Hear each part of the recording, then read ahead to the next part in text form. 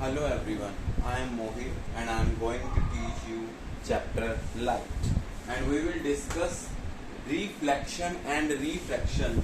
The both are the phenomena of light.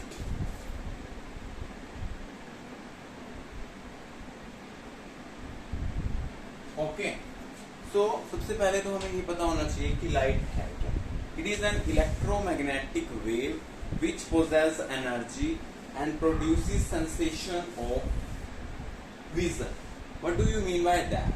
कि light एक foam है, एनर्जी की फोम जिसके कारण हम देख पाते हैं. किसी भी चीज को देखना, it is because of light energy.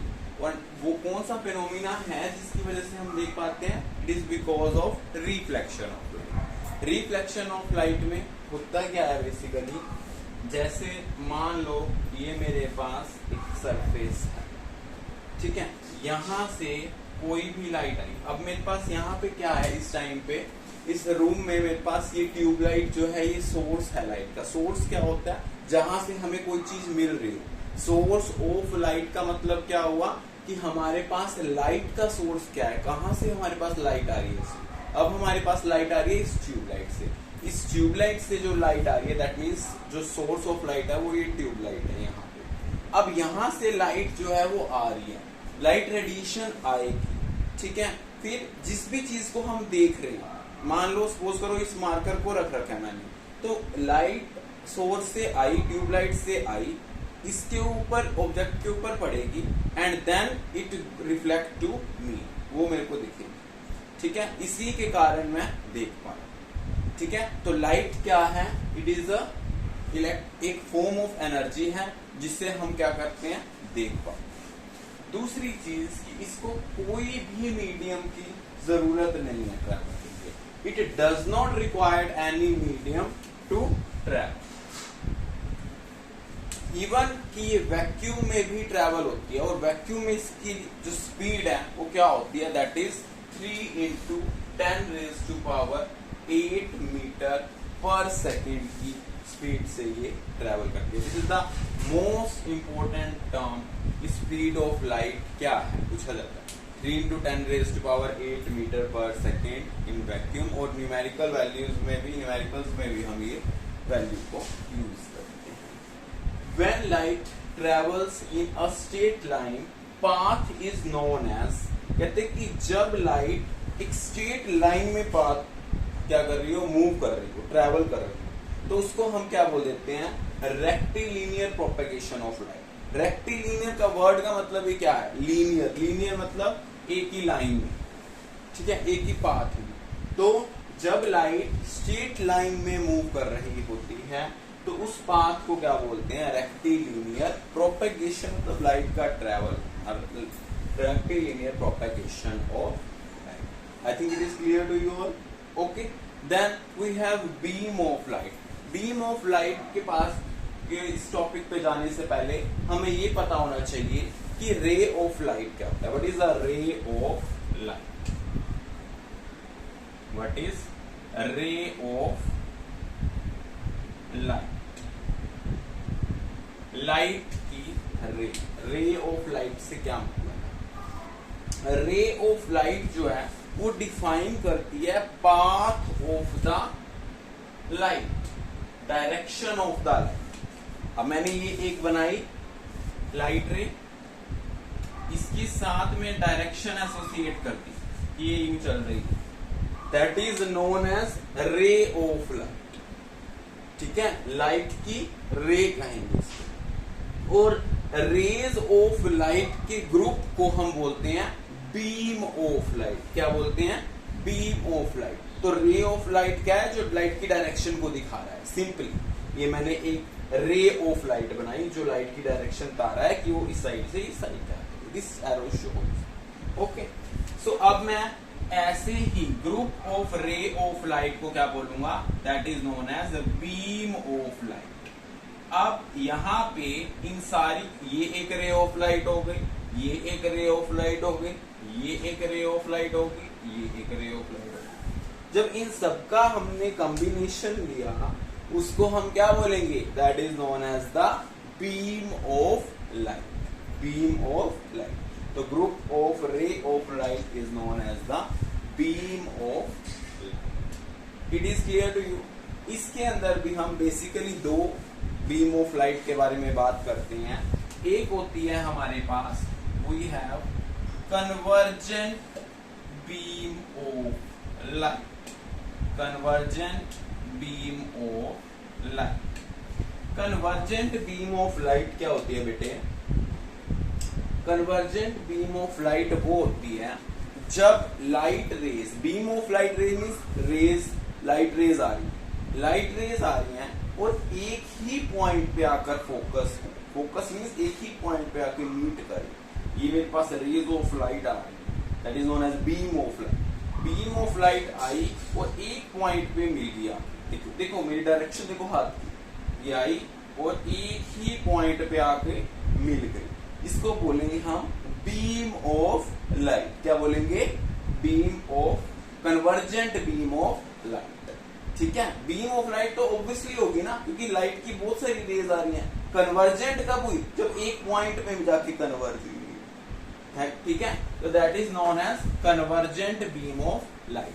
तो कन्वर्जेंट बीम ऑफ लाइट का डायग्राम अगर मुझे बनाना है तो वो मैं किस तरीके से बनाऊंगा कि एक लाइट रे आई, दूसरी लाइट रे आई, तीसरी लाइट रे, चौथी, और ये सारी एक पॉइंट पे मीट करे.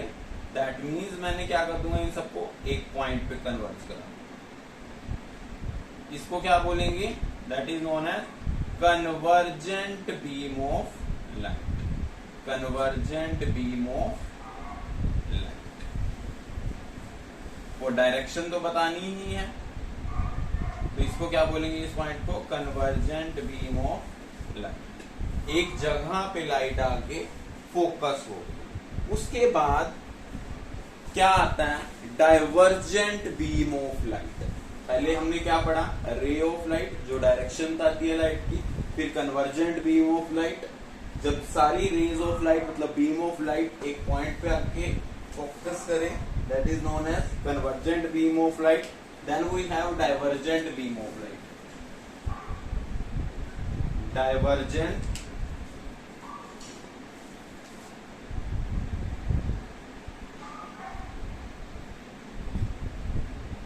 Beam of light. ये सब चीजें आपकी नोटबुक्स में मैंने ऑलरेडी लिखवा चुका हूं और ये सब आपकी नोटबुक में नोट है, हम पढ़ भी चुके हैं पहले.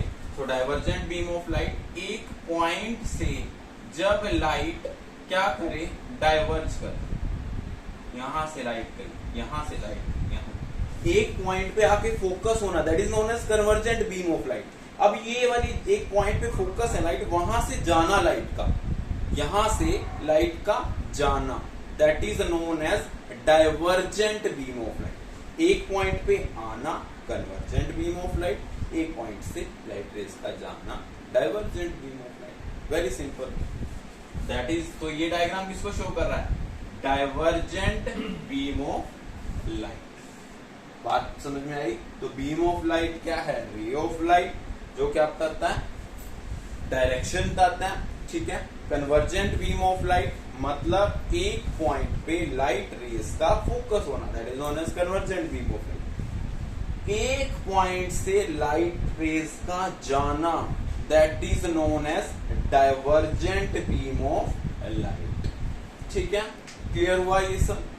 उसके बाद आता है colours in white light. Visible light में हम व्हाइट लाइट के बारे में बात करते हैं. व्हाइट लाइट जो होता है ना बेटे, वो 7 कलर से मिलके बना है. कितने कलर से? 7. ठीक है, और वो 7 कलर्स कौन से होते हैं हमारे पास बेटे? दैट इज विबग्यो. दैट इज विबग्यो. इसको याद कैसे करोगे? विबग्यो. विबग्योर मतलब वी इंडिकेट करता है वायलेट कलर को, वी इंडिकेट करता है वायलेट कलर को, आई इंडिगो को, बी ब्लू को, जी ग्रीन को, वाई येलो को, ओ ऑरेंज को, आर रेड को. हमने पढ़ा है ना ये. तो हम 7 कलर्स कौन से होते हैं? विबग्योर, वी से violet, indigo, blue, green, yellow, orange and then finally red. बात समझ में आई?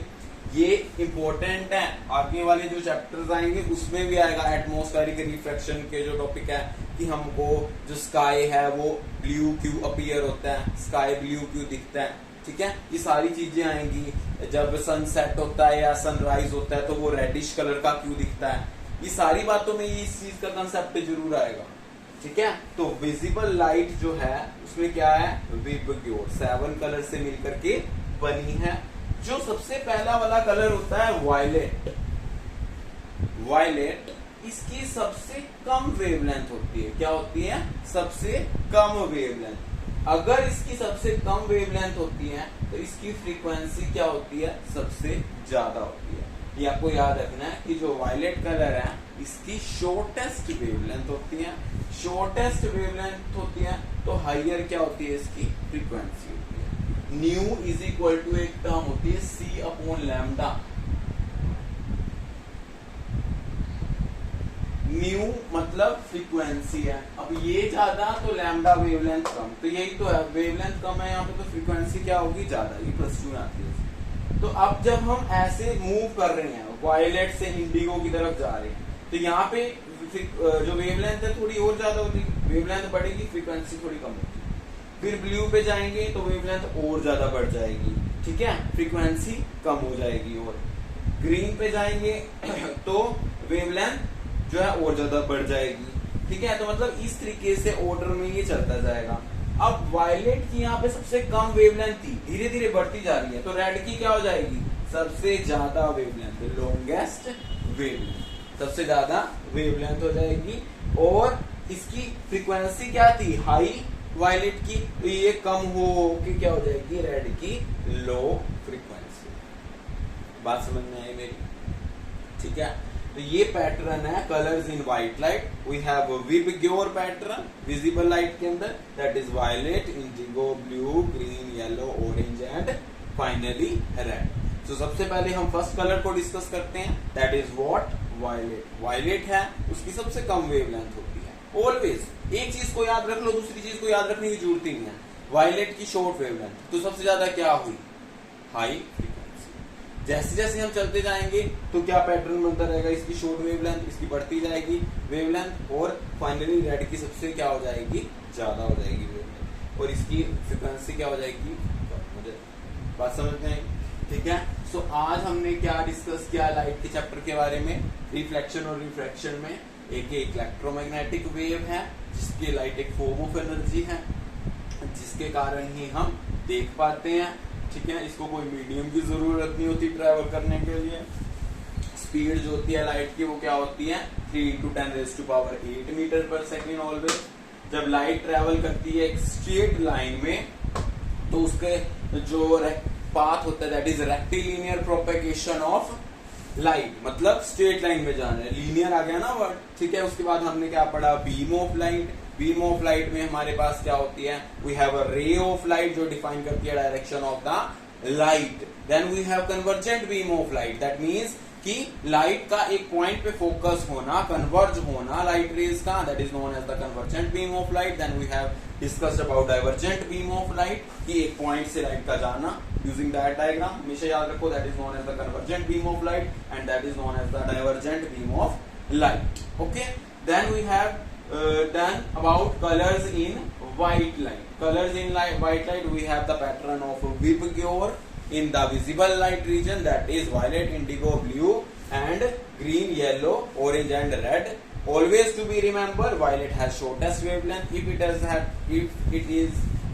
it has shortest wavelength, that means it has longest wave frequency, मतलब highest frequency. Okay, and red has automatically long wavelength and low frequency. I hope you clear